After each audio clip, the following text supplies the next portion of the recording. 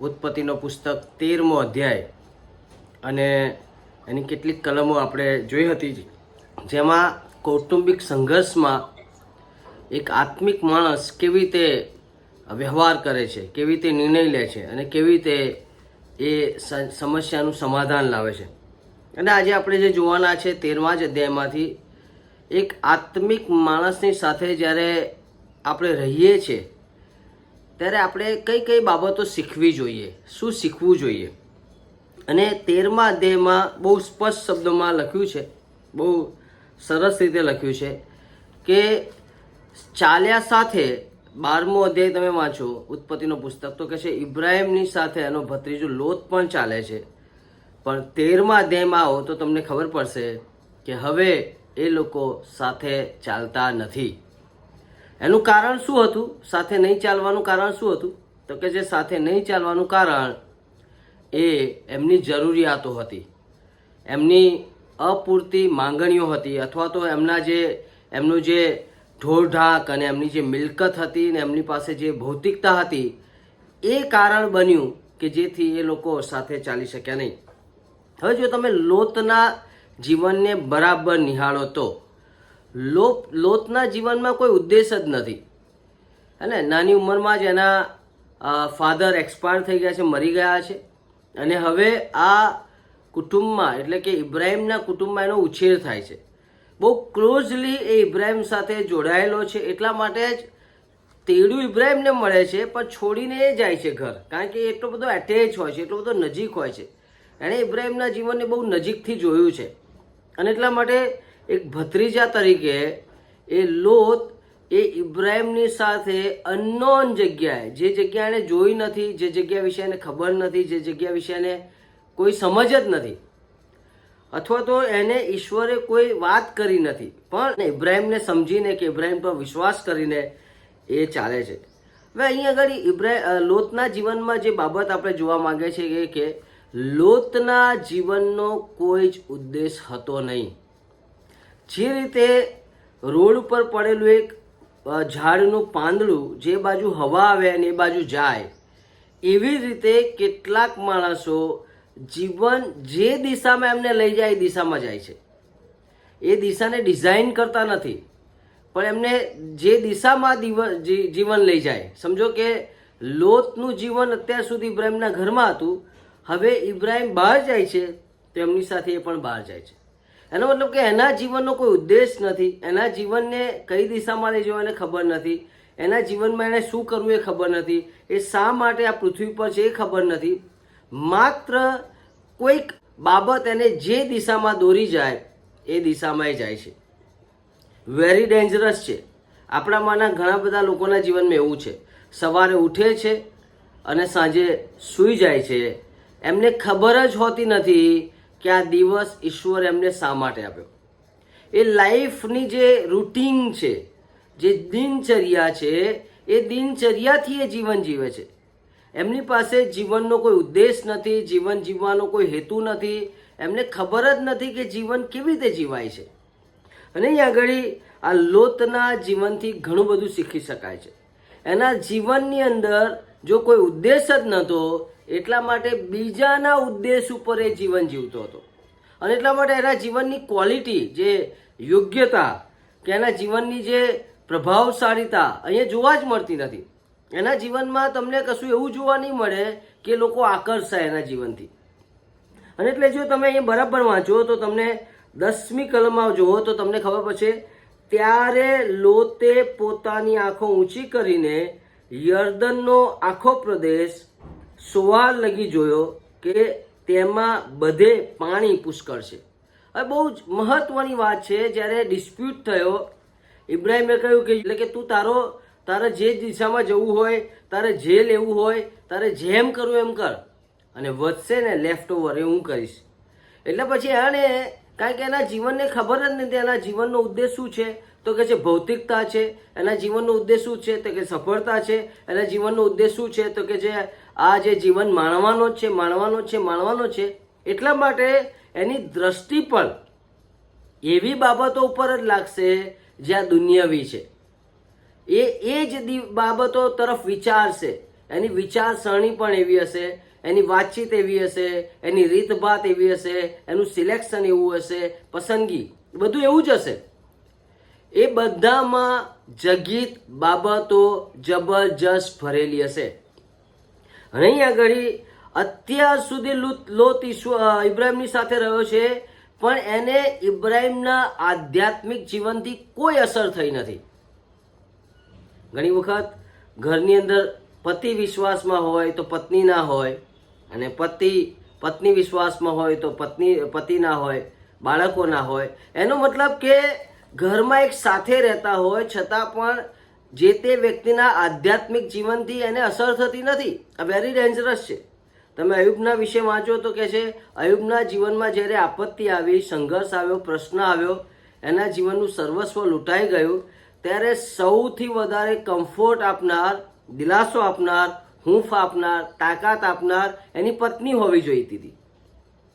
પણ આ સમયે અયુબની સાથે રહેવા છતાં પણ અયુબની પત્નીએ ઈશ્વરને જરા પણ ઓળખ્યા નહીં. અયુબનો વિશ્વાસ અને એની પત્નીના વિશ્વાસમાં તમને આસમાન જમીનનો ફરક દેખાશે. છતાં પણ એ લોકો સાથે જ રહેતા હતા. ઘણું બધું એમણે સાથે કર્યું છે, ઘણું બધું અનુભવ્યું છે, ઘણા બધા ચમત્કારો જોયા છે. છતાં પણ જે ફરક તમને દેખાય છે એ બહુ મોટો ફરક છે. એક ઈશ્વરમાં ટકી રહેવાનું કહે છે, અને એક કહે છે ઈશ્વરને તું શ્રાપ આપને મરી જા. આટલો મોટો ફરક એક જ ઘરમાં રહેવા છતાં હોય છે. અને અહીં આગળ લોતના જીવનમાં એ જ હતું. ઈશ્વરના ભક્તની સાથે રહેવા છતાં એણે ઈશ્વરને પસંદ કરવાનું પસંદ ના કર્યું. એણે આત્મિક વ્યક્તિને પસંદ કરવાનું પસંદ ના. એણે એવું ના કહ્યું કે કંઈ વાંધો નહીં, જે તે હશે આપણે સાથે મળીને એ સંઘર્ષને શેર કરીશું, સાથે મળીને જે તે બાબતો છે એને વહેંચીશું, જેટલું હશે એટલામાં સંતોષ થઈશું. એને એ ખુશી ના મળી કે મારી સાથે એક આત્મિક માણસ છે જેની સાથે ઈશ્વર વાત કરે છે. મિત્રો, એણે આંખો એવી જગ્યાએ ઊંચી કરી જે પાછળ જતા એ બહુ ખતરનાક. એને જે સુંદર દેશ દેખાતો હતો, ઈશ્વરની નજરમાં એ સૌથી પાપી અને ભ્રષ્ટ હતો. વિચાર કરો તમે, આપણી આંખોથી દેખાતી વસ્તુઓ ક્યારેક ઈશ્વરની નજરમાં એ બહુ ખતરનાક હોઈ શકે. અને એવી જ રીતે તમે અહીંયા આગળ 15મી કલમમાં જુઓ તો તમને ખબર પડશે, જ્યારે ઈશ્વર ઇબ્રાહિમ સાથે વાત કરે છે ત્યારે શું કરે છે. જો 15મી કલમ 13મા અધ્યાય, કેમ કે જે દેશ તું જુએ છે તે બધો હું તને તથા તારા વંશજોને સદાને માટે આપીશ. ઈશ્વર પોતે એને આપવાની વાત કરે છે. 14મી કલમમાં કહે છે, અને ઇબ્રાહિમથી લોત જુદા થયા પછી યહોવાએ ઇબ્રાહિમને કહ્યું કે તું તારી આંખો ઊંચી કરીને તું જ્યાં છે ત્યાંથી ઉત્તર તથા દક્ષિણ તથા પૂર્વ તથા પશ્ચિમ ભણી જા. બહુ સ્પષ્ટ લખ્યું છે. અહીં ઈશ્વર એને કહે છે કે તું આંખો ઊંચી કરીને જો, અને અહીં આગળ લોત એ પોતે પોતાની રીતે ડિસિઝન લે છે. આ ફરક છે મિત્રો. જ્યારે તમે ઈશ્વરથી દોરાવ છો ત્યારે તમારા નિર્ણયોમાં ઈશ્વર હોય છે. જ્યારે તમે ભૌતિકતાથી, જગતથી કે દૈહિક જીવનથી દોરાવ છો ત્યારે તમારી પસંદગી એ જગત કે ભૌતિક હોય છે. યાદ રાખજો, ઈશ્વરના લોકો સાથે રહેવાથી આત્મિક બનાતું નથી. આત્મિક જગ્યાઓમાં જવાથી આત્મિક બનાતું નથી. આત્મિક લોકોની સાથે સંગતિ કરવાથી આત્મિક બનાતું નથી. આત્મિક ગીતો ગાવાથી, આત્મિક મિટિંગો અટેન્ડ કરવાથી, ઈશ્વરના વચનો વાંચવાથી આત્મિક બનાતું નથી. આ બધું ત્યારે કામમાં આવે છે જ્યારે આપણો સંબંધ ઈશ્વર સાથે હોય છે. તમે ઈશ્વરની સાથે કોઈ સંબંધમાં જ ના હોય તો પછી તમે ઈશ્વરની વાણી સાંભળશો નહીં, ઈશ્વરનો અવાજ તમને સંભળાશે નહીં, તો તમારા નિર્ણયોમાં હંમેશા એ જગત જ પર્સ્પેક્ટિવ, દ્રષ્ટિકોણ જોવા મળશે. લોતના જીવનમાં આ બહુ મોટી ડ્રોબેક હતું. એને લાગતું હતું કે સફળ થઈ રહ્યો છે. આગળ જતા આપણે બધા જ જાણીએ છીએ એ જે જગ્યામાં જાય છે એ સદોમ અને ગમોરા સૌથી ભ્રષ્ટ જગ્યા, સૌથી ખતરનાક જગ્યા, અને ઈશ્વર એની પર ન્યાય લાવે છે. જ્યારે ઈશ્વર આપણા દોરનાર બનતા નથી ને, ત્યારે આપણે આપણી આંખોની દ્રષ્ટિથી, આપણા વિચારોથી, આપણા હૃદયની ઈચ્છાઓથી આપણે દોરવીએ છીએ. તો શું હતું એના જીવનમાં? કે છે એના જીવનમાં શું હતું તો કે છે એના જીવનમાં કોઈ ગાઈડન્સ જ નહોતું. છે આપણા ઘરમાં એવું વ્યક્તિ જેના જીવનમાં કોઈ દોરવણી જ ના હોય? છે આપણે પોતે પણ જેને ખબર જ નથી આપણે કઈ દિશામાં ચાલી રહ્યા છે, કયા માર્ગમાં આપણે ચાલી રહ્યા છે, હે ને? કે પછી આપણે લોતની જેમ જે રસ્તામાં આવે એ આપણું જીવન છે, હે ને? જે બધી બાબતો એના જીવનમાં આવી, ધારો કે ઇબ્રાહિમ જે દિશામાં જાય તો એ એનું જીવન બન્યું. હવે થોડા સમય પછી કહે છે હવે સદોમ અને ગમોરા એનું જીવન બન્યું. તમે જુઓ, સદોમ અને ગમોરા એને એટલું બધું ગમી ગયું, એટલું બધું ગમી ગયું કે છોડવા તૈયાર નથી. જ્યારે માણસ પાપ સાથે એટલો બધો રચ્યો પચ્યો થાય ત્યારે એને એટલું બધું ગમી જાય છે કે એને છોડવા માટે જરા પણ તૈયાર હોતો નથી. મિત્રો, લોતના જીવનથી ઘણું બધું શીખી શકાય છે કે લોત એના જીવનમાં એ કોઈ જ ઉદ્દેશ વગર જીવતો હતો.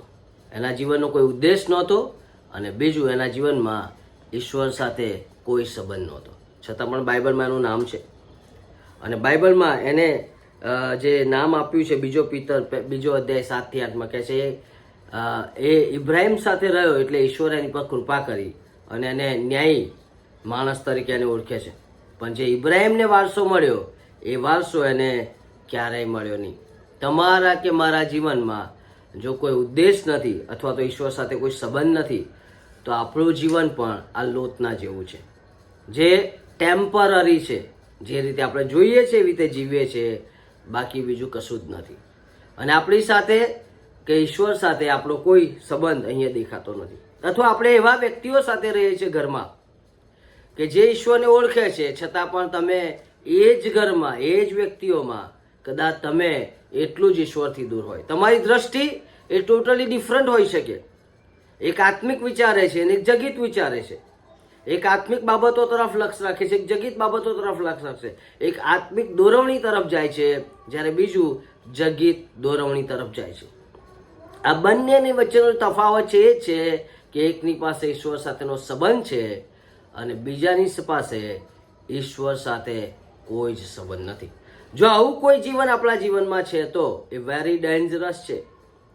કારણ કે આધ્યાત્મિકતાની બરાબર નજીક હોવા છતાં પણ આપણે ઘણા બધા ઈશ્વરથી દૂર હોઈએ છીએ. તો અહીંયા આપણે આપણા જીવનને કરેક્ટ કરવાનું છે અને વિચારવાનું છે કે મારું જીવન એ જીવન જેવી રીતે ચાલે છે એવી રીતે ચાલે છે કે પછી ઈશ્વર એને જે ઈચ્છે છે એવી રીતે ચાલે છે. પ્રભુ તમને આ વચન સમજવા માટે કૃપા કરે.